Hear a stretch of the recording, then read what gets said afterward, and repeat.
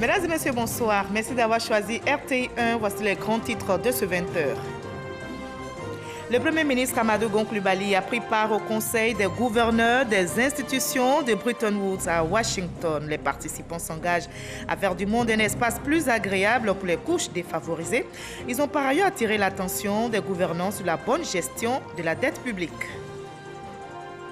La Fondation Félix Houphouët-Boigny pour la recherche de la paix de Yamoussoukro a célébré hier vendredi 18 octobre le 114e anniversaire de la naissance du premier président ivoirien Félix Houphouët-Boigny. Et pour l'occasion, les 2 meilleures recherches de l'année ont été primées par la Fondation.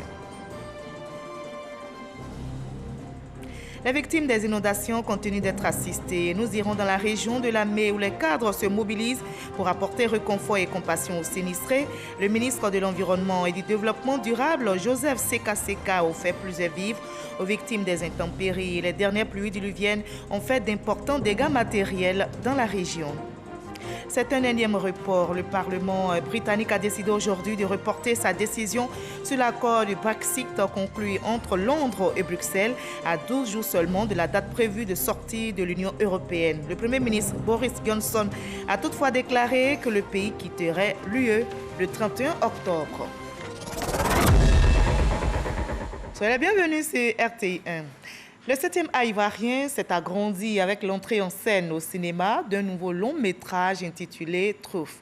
C'est un film de 90 minutes réalisé par une jeune ivoirienne. Elle est réalisatrice, productrice. Stéphanie Affi est notre invitée de la page culture de ce 20h. Et son film projeté déjà en salle nous plonge en plein cœur dans l'univers royal à Caen. Pouvoir, héritage, amour, haine. C'est un véritable cocktail proposé aux cinéphiles afin de le tenir en haleine et surtout lui révéler toute la beauté des valeurs et traditions africaines. Bonsoir Stéphanie. Bonsoir Marie-Laure. Alors, truth en anglais signifie vérité en français. Oui. Alors, avant de nous éclairer sur cette vérité que vous détenez, donnez-nous les raisons qui vous ont poussé à tout abandonner. C'est ce que j'ai appris. Vous avez tout abandonné pour le cinéma.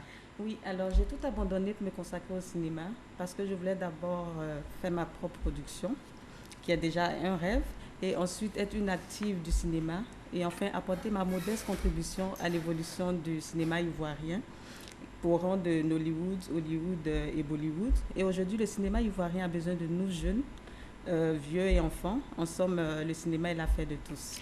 Et vous allez nous dire davantage, ce sera dans la page culture. On va se retrouver dans une trentaine de minutes. Vous allez nous dire cette vérité, truth, c'est quoi? Quelle est la trame? On se retrouve tout à l'heure, mais vous restez pour le moment avec nous. On va se rendre tout de suite aux États-Unis d'Amérique où le Premier ministre Amadou Gon Coulibaly a pris part au conseil des gouverneurs des institutions de Bretton Woods et du côté de Washington. Les participants ont manifesté leur détermination à faire du monde un espace plus agréable pour les couches les plus défavorisées et ils ont par ailleurs attiré l'attention des gouvernants sur la bonne gestion de la dette publique. Adama Kone est notre envoyé spécial. L'économie est une science morale et non une science naturelle. Cette déclaration du président du groupe de la Banque mondiale à la 73e plénière du Conseil des gouverneurs des institutions de Bretton Woods à Washington illustre l'importance de l'économie dans la lutte contre la pauvreté. Selon David Palmas, un citoyen sur 2 dans le monde vit encore dans l'extrême pauvreté. Les décideurs doivent alors agir pour l'amélioration des conditions de vie. À l'ouverture de cette 73e plénière à laquelle le Premier ministre ivoirien Amadou Gon Coulibaly a pris part, les participants ont soutenu qu'il faut manipuler plusieurs leviers pour sortir le monde de la pauvreté. D'abord, disposer d'infrastructures fiables face à la menace du réchauffement climatique. Ensuite, le secteur privé doit jouer un rôle de transformateur. Enfin, il appartient aux États de maîtriser le niveau de la dette publique. Toutes ces dispositions devant être soutenues par une architecture financière adéquate. Et pour cela, les États doivent être imaginatifs. Au passage, la nouvelle directrice du Fonds monétaire international FMI, Kristalina Georgieva, a rappelé l'exemple de la Jamaïque qui est sortie de la crise en dansant. Tout simplement pour avoir utilisé le reggae pour véhiculer bien de messages de civisme fiscal et de bonne gouvernance. Et loin des États-Unis, ici en Côte d'Ivoire, la Fondation Félix Houphouët-Boigny pour la recherche de la paix à Yamoussoukro a célébré hier vendredi 18 octobre le 114e anniversaire de la naissance du premier président ivoirien, Félix Houphouët-Boigny. Et pour l'occasion, vous allez le voir, les 2 meilleures recherches de l'année ont été primées par la Fondation. Léon Brou. Ziekassoum, Master 2, Université Lorugnon Guédé et Dr Gadé de l'Université Félix Houphouët-Boigny, lauréat du prix de la recherche Houphouët-Boigny. Le premier pour 500 000 francs, quand le second reçoit 1 million de francs CFA de la Fondation Félix Houphouët-Boigny, des mains de l'ex-première dame Henriette Konan-Bédié. Les 2 chercheurs séduisent par la pertinence sociale et scientifique de leur sujet, mais surtout par la qualité des résultats de leurs travaux sur Houphouët-Boigny. Le thème s'intitule comme suite « Politique migratoire sous la gouvernance de Félix Houphouët-Boigny et intégration régionale en Côte d'Ivoire ». Vous savez que le président Félix Houphouët-Boigny a toujours milité pour une société cosmopolite en Côte d'Ivoire. Une société où il n'y a pas de cloisonnement entre les communautés, que ce soit ivoiriennes comme étrangères. Donc dans sa politique de développement, il a fait une politique d'ouverture, de sorte que nos frères des pays limitrophes sont venus massivement en Côte d'Ivoire. Il ne s'agit pas seulement de faire la reconnaissance à Félix Houphouët-Boigny, il faut aussi de la connaissance. Et pour produire de la connaissance, il faut des recherches et des publications. C'est pour ça que nous avons instauré ce prix. A publié en 2020 la thèse et le mémoire lauréat 2019 de la recherche Houphouët-Boigny. Cela porte à 4 le nombre d'ouvrages à publier l'an prochain et à 16 les œuvres de la Fondation pour la recherche de la paix sur Félix Houphouët-Boigny entre 2016 et 2020. 6 de ces publications sont ici dédicacées, toujours pour perpétuer la vie, donc les enseignements du Père de la Nation. C'est érigé au niveau de l'immortalité à travers l'héritage qu'il nous laisse, et notamment cet héritage de culture de la paix. Acheter un ouvrage sur Félix Houphouët-Boigny, c'est connaître l'histoire aussi bien coloniale, mais aussi l'histoire post-coloniale de la Côte d'Ivoire. 8 candidatures enregistrées cette année. À l'avenir, la Fondation va amplifier l'engouement autour de la recherche sur le Père de la Nation. Question d'améliorer l'hommage à Félix Houphouët-Boigny. Nous sommes toujours en saison pluvieuse avec son lot de dégâts matériels. Les victimes des inondations continuent d'être assistées en ce moment et nous irons donc dans la région de Lamé où les cadres se mobilisent pour apporter réconfort et compassion aux sinistrés. Le ministre de l'Environnement et du Développement durable, Joseph Seka Seka, a offert plusieurs vivres aux victimes des intempéries, comme nous le rapporte Mamadou Kassi. Le ministre Joseph Seka Seka sur les sites inondés de la commune d'Alépé. Le ministre de l'Environnement et du Développement durable, par ailleurs cadre de la région de Lamé, est allé se faire une idée de la situation. Accompagné des experts de son ministère, le professeur Joseph Seka Seka a souhaité une évaluation de la situation, surtout l'impact environnemental. J'ai demandé à monsieur le préfet de faire évaluer les dégâts, les sinistres et tout cela au plan matériel, au plan environnemental, pour nous permettre de réfléchir aux dispositions à prendre, non seulement au plan matériel, mais surtout au plan environnemental, pour nous permettre de réfléchir à des solutions idoines et pérennes. Du quartier lycée au quartier Siaka Berté, Joseph Seka Seka a constaté l'importance des dégâts causés par les inondations. Si le niveau de l'eau a baissé par endroits, certains villages de la commune sont encore difficiles d'accès par la route. Le ministre Joseph Seka Seka a profité de son passage pour exprimer sa compassion et le réconfort du gouvernement sinistré. Il les a rassurés des initiatives du gouvernement pour prendre en compte toutes leurs préoccupations. Une rencontre d'échange suivie de remise de vivres à ce millier de victimes logées pour l'instant à la mairie d'Alépé et au foyer des jeunes. Et ces dernières pluies diluviennes se sont aussi abattues sur la ville historique de Grand Bassam. Le ministère de la Santé et de l'Hygiène publique, à travers l'Institut national d'hygiène publique, INHP, a lancé une campagne de démoustication dans la ville historique qui a subi des inondations dues à la montée des eaux depuis quelques jours. Cette opération vise à aider les populations en vue de se débarrasser des moustiques, source de nombreuses maladies telles que le paludisme et la dengue. Le témoignage est signé Sephora Zeki. Grand Bassam, une centaine de sinistrés victimes de récentes inondations réfugiés dans cette église. Présentement, c'est les hommes de Dieu qui s'occupent de nous. Il y a des gens aussi qui viennent, qui nous soutiennent. On a des besoins. Venues pour la plupart des quartiers France, Odos, Phare et Lycée, ces populations sont exposées à des risques d'épidémie. C'est dans la mosquée Zahra que Hadiza, mère de 2 enfants, a déposé ses valises. Elle craint de contracter des maladies. Si on rentre dans l'eau nous gratte, on ne sait pas où on va partir. Pour faire face aux risques d'épidémies tels que le paludisme, la dengue ou encore les diarrhées, l'Institut national d'hygiène publique INHP a lancé une campagne de démoustication sur les lieux de recasement des sinistrés. Lorsque vous avez des retenues d'eau, il va y avoir le développement des vecteurs de maladies. C'est d'une part, et d'autre part, il y a aussi le fait que les populations qui sont en contact avec cette eau qui n'est pas propre peuvent contacter certains types de maladies que nous appelons les maladies hydriques. Donc c'est la raison pour laquelle nous sommes venus avec du matériel d'hygiène en vue d'amener les populations à appliquer les règles d'hygiène. En plus de la fumigation, des toilettes mobiles seront installées sur ces sites.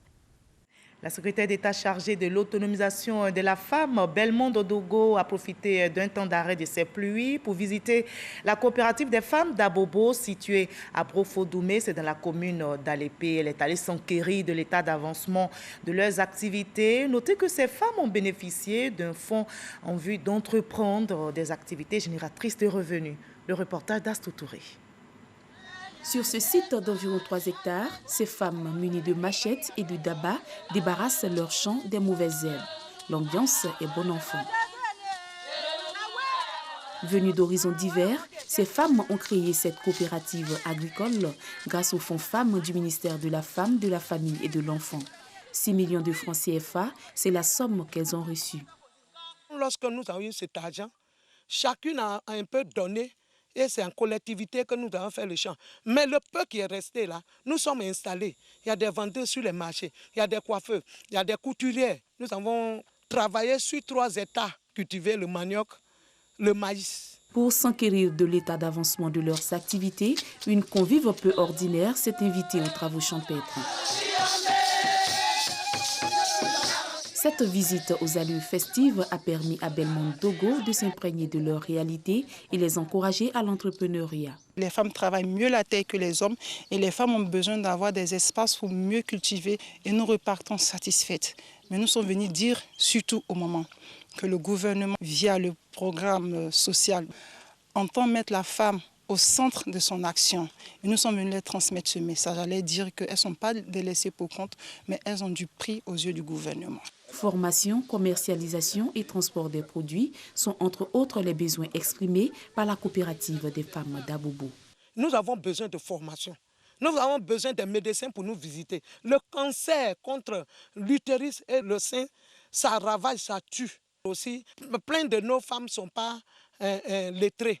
Nous avons besoin des gens pour nous former, pour que chacune savent écrire et lire. La coopérative des femmes d'Abobo a été créée en 2001. Elle regroupe 100 femmes.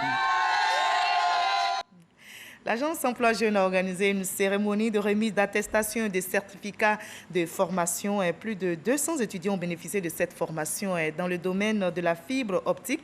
Et cette formation permettra à ces jeunes bénéficiaires d'être plus opérationnels pour le marché de l'emploi et booster ainsi la qualification pour les professionnels déjà en activité. Le reportage de Jean-Luc Bambo, Frédéric Ola et Franck Quadio nous sera proposé dans nos prochains journaux. Les acteurs de la filière Anacad de Côte d'Ivoire réunis au sein du groupement des exportateurs professionnels de produits agricoles se disent satisfaits de la campagne 2019 qui vient de s'achever. Ils l'ont signifié aujourd'hui même au cours d'une rencontre avec la presse au plateau. Et ils sont reconnaissants donc aux décisions prises à leur profit. C'est ce que nous rapporte Jean-Luc Bambo. La campagne 2019 de la filière Anacad vient de s'achever. Une campagne sans stock résiduel aux mains des producteurs. Un bilan globalement satisfaisant de la vie des acteurs de la filière. Pourtant, une incertitude avait plané sur cette campagne. Le marché international, dans sa tendance baissière, faisait chuter drastiquement le prix de la noix de cajou. Certains acheteurs et négociants véreux proposaient déjà à nos braves paysans, contre le fruit de leur labeur annuel, moins de 100 francs CFA le kilogramme, ce qui était très en deçà du prix minimum officiel fixé par le Conseil du coton et de l'Anacad. Cette situation a pu être jugulée par la prise de décision comme la réduction du droit unique de sortie de 10 à 3,5% de la valeur CAF, la levée de toutes les mesures contraignantes liées à l'exportation de la noix de cajou. La campagne 2019 a connu un succès grâce au directeur général du coton et de l'ANACAD sous la supervision de son Excellence, Monsieur le Premier ministre Amadou Gon Coulibaly.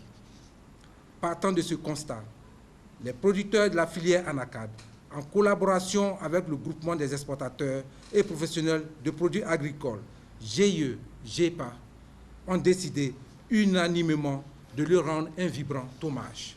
Une journée d'hommage de la filière au Premier ministre est ainsi prévue le 16 novembre prochain à Korogo. Une journée qui sera également l'occasion pour les acteurs de témoigner leur reconnaissance au Conseil Coton Anacarde qui a mis en œuvre ce plan de relèvement de la filière. Je vous conduis à présent sur le terrain politique du côté de Daloa où les populations ont rendu un hommage au président de la République, Alassane Ouattara, pour ses actions de développement dans le Haut-Sassandra. C'est une initiative des populations mais également des autorités locales. Godfrey Okambawa.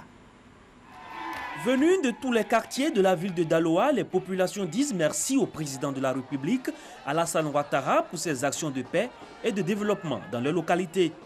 Au nombre de ces actions, l'on note le bitumage des voies à l'intérieur de la ville, l'ouverture du guichet emploi jeune et l'autonomisation des femmes à travers des activités génératrices de revenus. Je veux que la population retienne que tous les cadres du RHDP, comme un seul homme, tous autant que nous sommes, seront maintenant à leur côté.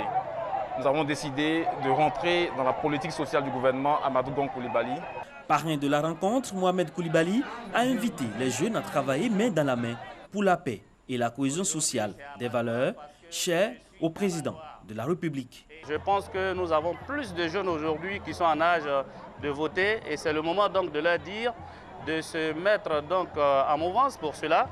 Parce que 2020, c'est maintenant. Au cours de cette rencontre, les femmes leaders et les populations de Daloa ont affirmé leur engagement au RHDP pour le développement de la région du Haut-Sassandra. De l'actualité également, le PDCI RDA a tenu aujourd'hui son meeting à la place Jean-Paul II à Yamoussoukro. Au rendez-vous, la mobilisation, mais surtout des messages de galvanisation des militants du PDCI et des partis alliés. Un seul objectif, la reconquête du pouvoir d'État en 2020. Le président du PDCI RDA, Henri Konan Bédié, invite à cultiver les valeurs qui caractérisent le père de la nation, par ailleurs fondateur du PDCI, le président Félix Houphouët-Boigny, à savoir le dialogue, le pardon, la réconciliation et la paix. À ce message, les militants du PDCI et ceux des partis alliés se sont montrés réceptifs. Le reportage de Léon Brou dans nos prochains journaux. Je vous conduis maintenant sur le terrain sportif et c'est une initiative des élèves et étudiants ressortissants de Kakou-Broukro dans le département d'Atié-Guarco. Il s'est tenu donc un tournoi du rassemblement doté du trophée Kobena Kwasi Adjoumani. Le ministre de l'Agriculture et du Développement rural présent à la finale a invité la jeunesse à cultiver la paix et la cohésion sociale. Kader Sogodobo. Kobena Kwasi Adjoumani, ministre de l'Agriculture et du Développement rural, accueilli à l'entrée de la commune de Atié-Guarco. Le ministre est dans ce département pour la finale du tournoi du rassemblement dont le trophée porte son nom. Une initiative des jeunes du village de Kakou-Broukro. Dans ce village, avant la finale, le jeu de l'alliance interethnique va prévaloir. Kobena Kwasi Adjoumani va prendre possession du Klinkoui, le tam-tam parleur, et annoncer qu'un maître est là.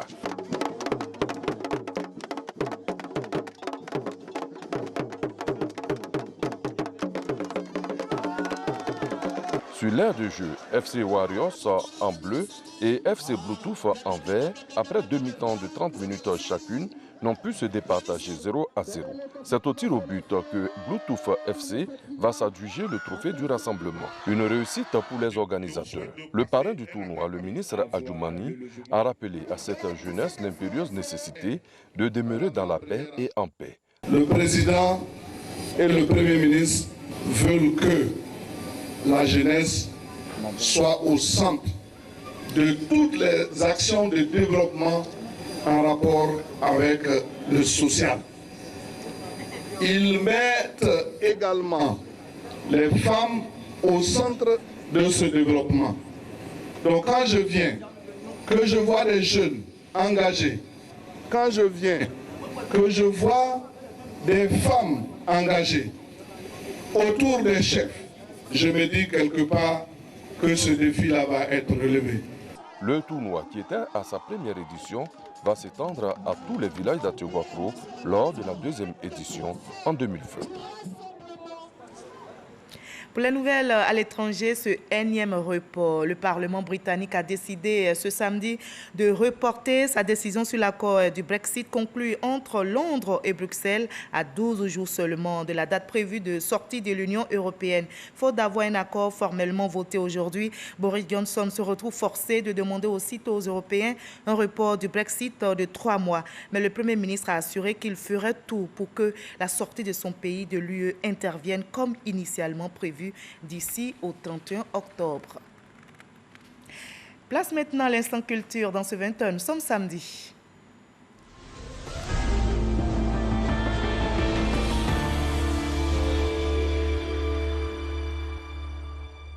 On commence par la première édition à Bobolé Festival. Cette édition a pour objectif de rapprocher les communautés vivant en Côte d'Ivoire à travers des activités culturelles et sportives, notamment des soirées artistiques, des concours culinaires et des danses traditionnelles. Christian Mondé, Franck Wadio nous y conduisent. Saka, Pleba, Biokosu, entre autres, des chanteurs et des mets typiques de nos régions. Bété, Yakuba, Baouli, Akie et Koyaka. Des femmes venues de plusieurs communes du district d'Abidjan pour ce concours culinaire, commune d'Abobo. La sauce graine qui est faite à base de tikilti et aussi la sauce mtro. Je suis plus que confiante. On te parle de sauce graine bété. Je prépare sauce ouaguassou. Sauce ouaguassou accompagnée foutu ignam avec le vin. Un concours certes, mais à la réalité un prétexte pour prêcher le brassage culturel. Ce qui est important, l'unité de la Côte d'Ivoire, l'unité des femmes. En sortant d'ici, les cœurs vont s'apaiser et la Côte d'Ivoire va renaître. Quand on parle de la cohésion, on veut parler de la paix. Parce que sans la paix, rien ne peut marcher dans le monde. Donc, nous sommes très fiers de tout ce qui se passe. Du talent dans les cuisines et de l'allant quand il s'agit de démontrer des pas de danse du terroir.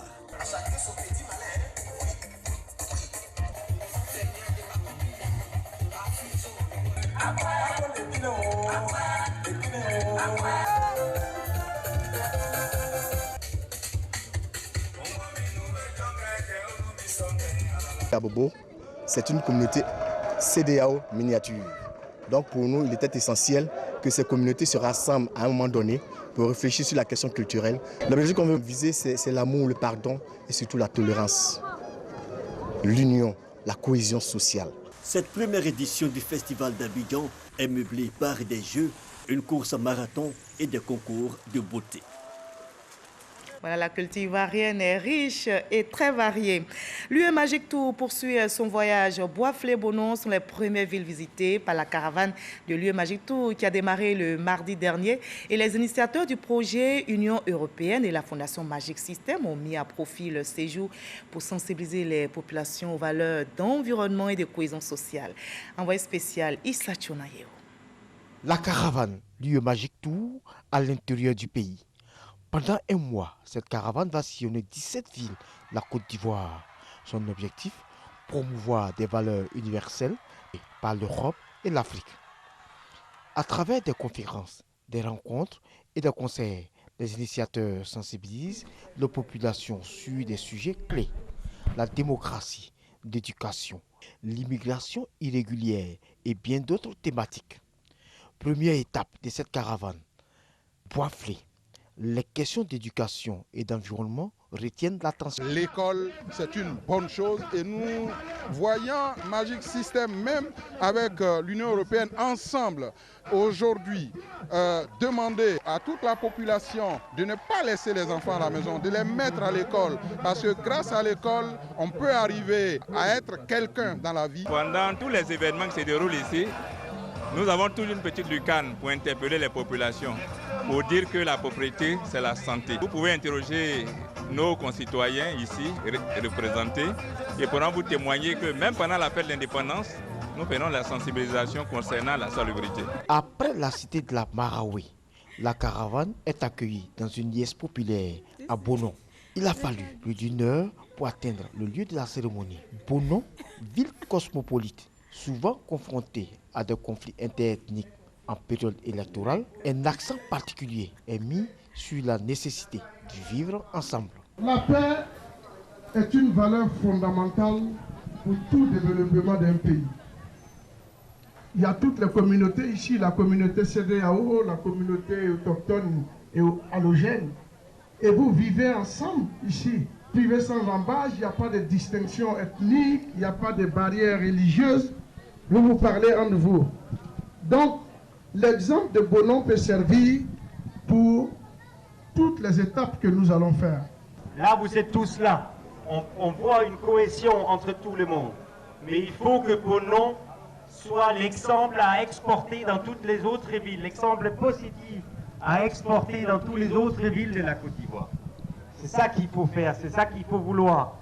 Et il a parlé de la paix, et ça me ramène une autre chose, à deux autres choses. Première chose, les valeurs, c'est pas un acquis, c'est pas quelque chose qu'on a et puis on l'a pour toujours. C'est quelque chose où il faut travailler tous les jours sur les valeurs. La paix, on doit avoir le développement. Si dans la paix, il y a des choses, 8 mois ou bien l'Union européenne vient investir chez nous. Donc quand il y a l'investissement, la ville se développe.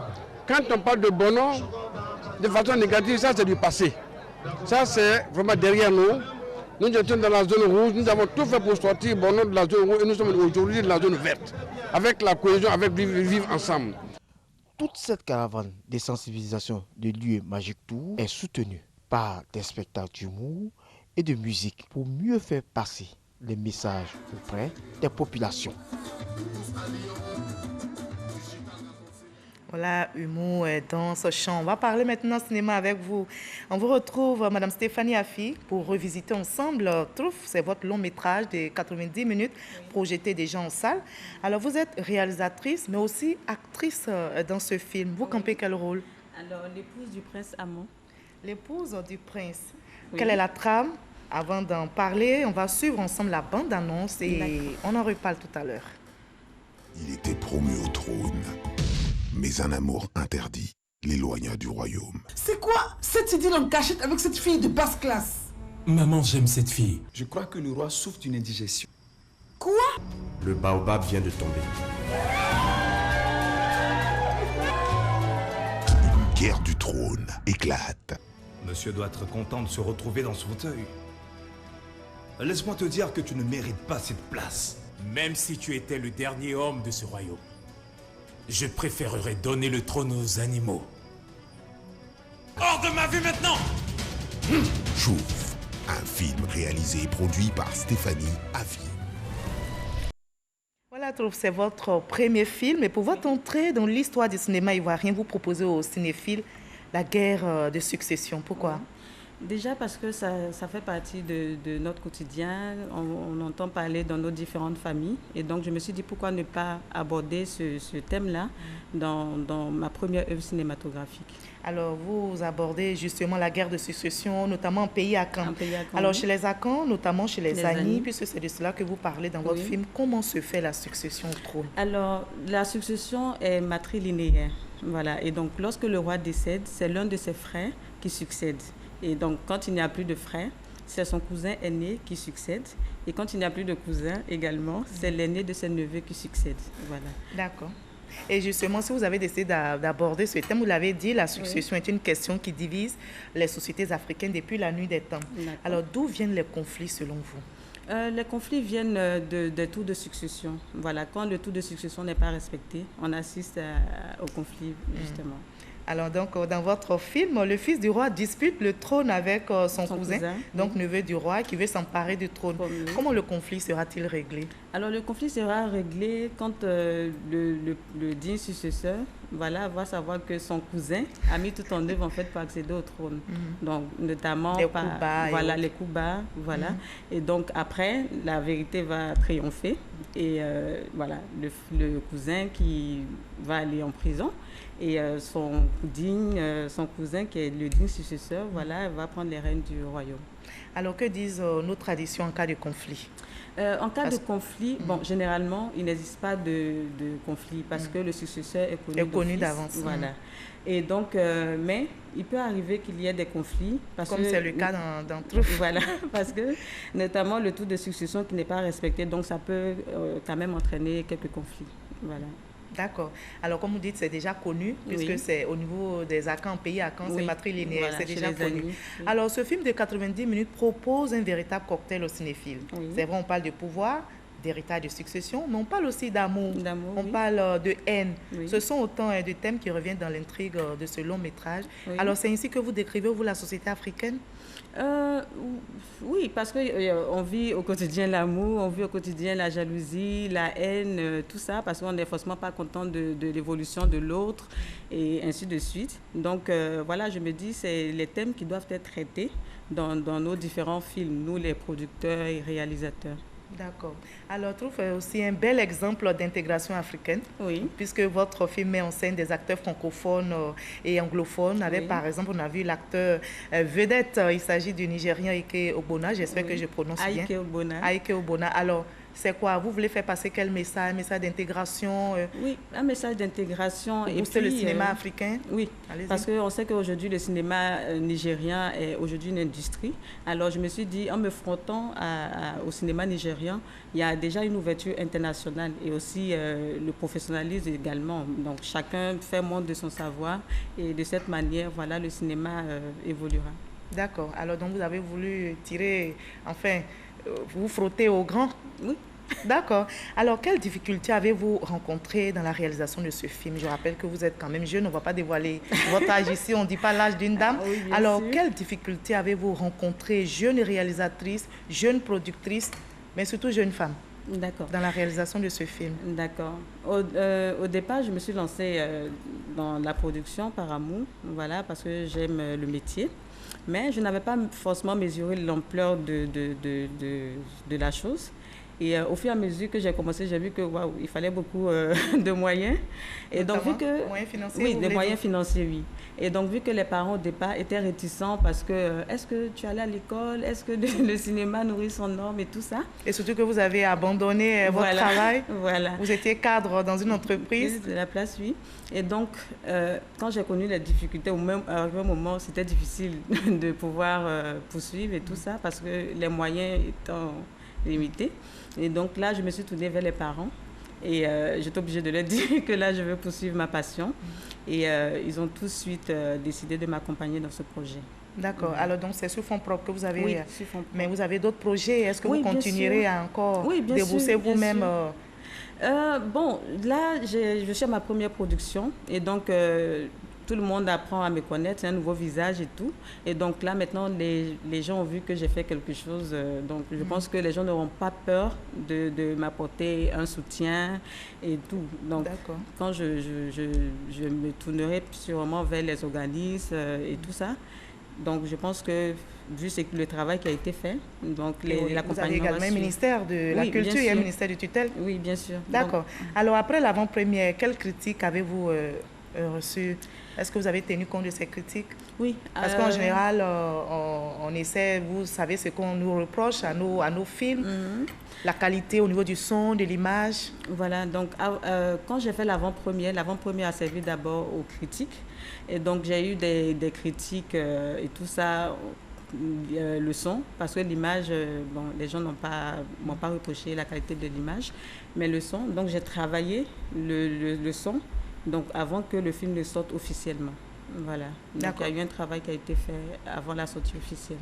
Vous dites que c'est votre premier film. Oui. Vous n'étiez pas dans ce milieu, mais vous avez décroché des vedettes, je vais dire des acteurs d'une carrure internationale qui ont des carrières. Comment est-ce que vous y êtes arrivé? Déjà, c'était lors d'un voyage au Nigeria pour affaires. Et vu que j'avais un projet de faire ce film, donc c'est comme ça que j'ai approché l'acteur. Et donc, quand je lui ai expliqué, je lui ai parlé du scénario, il a tout de suite adhéré parce qu'il s'est dit, lui, jouer en tant qu'un Ivoirien, parce que dans le film, il est Ivoirien, il est prince, il est à Caen. Donc, il s'est dit, c'est un challenge pour lui, en fait, de voir quel serait son personnage, quel serait le personnage qu'il aura à faire dans ce film. Donc, il a tout de suite adhéré parce qu'il s'est dit, quelle est la culture de la Côte d'Ivoire, quelle est cette culture. Et il a bien rendu. Oui, bien sûr. Bien sûr. D'accord, alors on va terminer par cette dernière question. Vous savez, aujourd'hui, on va regarder Trouf. Justement, on a vu, c'est vrai, la bande-annonce, mais notre reporter Serge Kolia s'est intéressé de près à ce film. Il est même allé en salle, voilà ce qu'il rapporte. On regarde et on en reparle. C'est une jeune réalisatrice qui ambitionne d'imprimer sa marque dans l'univers du 7e art ivoirien. Trouf, sa première signature cinématographique présentée en avant-première en 2018, l'y a d'ailleurs bien installée. Dans ce long métrage, Stéphanie Affi met en scène un pan de la succession du trône en pays Akan, un mélange d'acteurs ivoiriens et nigérians avec notamment Aike Ogbonna, une grosse tête de Nollywood. Réalisatrice mais aussi productrice et actrice dans son film Trouf, Stéphanie Affi entend porter haut le flambeau du cinéma en Côte d'Ivoire aux côtés de ses aînés, participer à de grands festivals et rendez-vous cinématographiques africains et internationaux. En 2018, elle faisait partie des cinéastes de Côte d'Ivoire sélectionnés pour la Semaine du cinéma ivoirien au Maroc. Vous comptez, vous avez de grands projets, un grand rêve, c'est de hisser haut le cinéma ivoirien. Quels sont vos atouts? Alors déjà, c'est le travail, la persévérance. Et donc, je me dis que c'est à force de persévérance qu'on y arrive. Et donc, les moyens suivront forcément. En tout cas, merci beaucoup, merci Stéphanie Affi, d'avoir été sur ce plateau avec nous. Justement, vous l'avez dit, c'est de hisser le cinéma ivoirien au rang de, vous l'avez dit, de Nollywood. Nollywood et Hollywood. Et Hollywood. Alors, en tout cas, merci d'avoir été avec nous sur ce plateau. Vive donc le 7e art, notamment avec Trouf ou Vérité. Long métrage de 90 minutes de la jeune réalisatrice, productrice Stéphanie Affi. Et le film, comme on l'a vu, évoque les complots et coups tordus en vue de décourager et d'éloigner l'héritier légitime. Seul l'amour renforcera ce dernier. Promouvons donc l'amour partout et vive le cinéma ivoirien. D'imprimer sa marque dans l'univers du 7e art. Voilà, vive le cinéma ivoirien. Merci de nous avoir suivis. Ce journal a été supervisé par Michel Eva Mambo. Merci à toute l'équipe de réalisation, à toute l'équipe technique, mais surtout à vous de nous avoir suivis. À demain 20h.